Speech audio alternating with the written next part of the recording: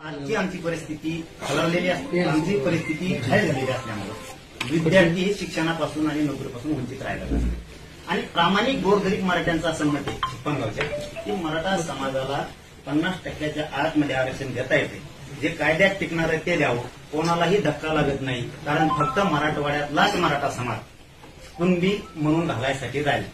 बाकी सगळ्यांना 83 क्रमांकावरती घातलं गेलं आणि गायकवाड कमिशननं तशी शिफारस पण केली की शुद्ध मराठा कुणबी हा मला मराठवाड्यात आलो. मग त्या मागणी त्यांच्या शिफारशीप्रमाणे कायद्यानेच नेमलाय आयोग, पण गायकवाड कमिशन त्यांच्या शिफारशीप्रमाणेच आमची मागणी. आणि दुसरी जे कायद्यानेच बाठी आयोग नेमला होता त्यांनी ओबीसी बांधवांची 37% लोकसंख्या दाखवली, म्हणजेच 18 ते 18.5% आरक्षण त्यांचं आहे. उर्वरित मराठा समाजाचं आहे. कुठेही वाद होण्याचा प्रश्न नाही. हीच भावना आमची तुम्ही सरकारपर्यंत पोहोचावी आणि 2 ते 3 आठवड्यात मराठा समाजाला आरक्षण कुणबी जात प्रमाणपत्र सरसकट देण्यात यावे ही एक मुख्य मागणी घेऊन आम्ही तुमच्याकडे आलो. आणि आमची तुम्हाला अशी विनंती छप्पनगावची वतीने की सरकारला तुम्ही तातडीने ही भावना कळवावी.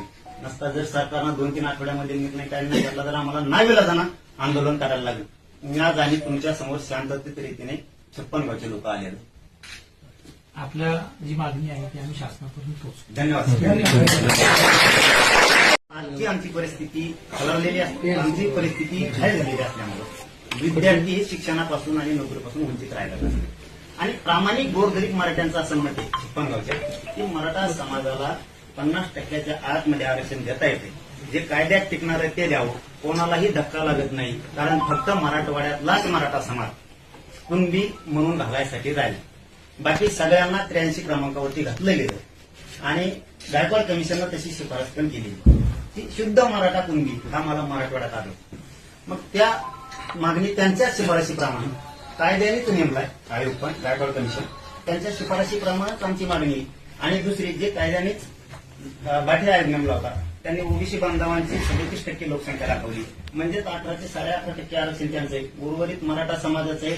कुठेही वाद होण्याचा प्रश्न नाही. हीच भावना आमची तुम्ही सरकारपर्यंत पोहोचावी आणि 2 ते 3 आठवड्यात मराठा समाजाला आरक्षण कुणबी जात प्रमाणपत्र सरसकट देण्यात यावे ही एक मुख्य मागणी घेऊन आम्ही तुमच्याकडे आलो. आणि आमची तुम्हाला अशी विनंती छप्पनगावची वतीने की सरकारला तुम्ही तातडीने ही भावना कळवावी.